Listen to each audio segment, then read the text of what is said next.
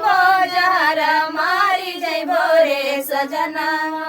काहे लागी धनिया जहर खाई मरबो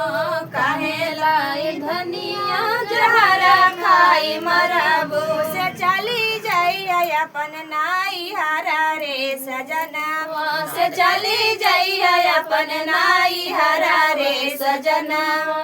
चिठिया लिखी नैहरा बेटवानी चिठिया लिखी नैहरा बेटवानी से भेजा बाबा डोली बांस कहारा रे सजनवा से भेजा बाबा डोली बांस कहारा रे सजनवा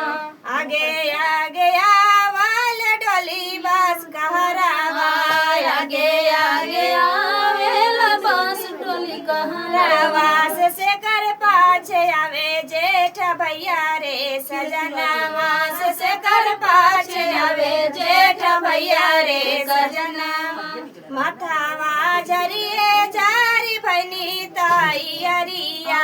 मथावा झरिए जारी भैनी ताई अरिया से पिया वारो वाले छाती फाड़ा रे सजनवा से पिया वारो वाले छाती फाड़ा रे सजनवा का तो पिया वारो वाला छतिया फारी का तो पिया वारो वाला छतिया फारी से तोरा हावे रंडी के भरोसा रे सजना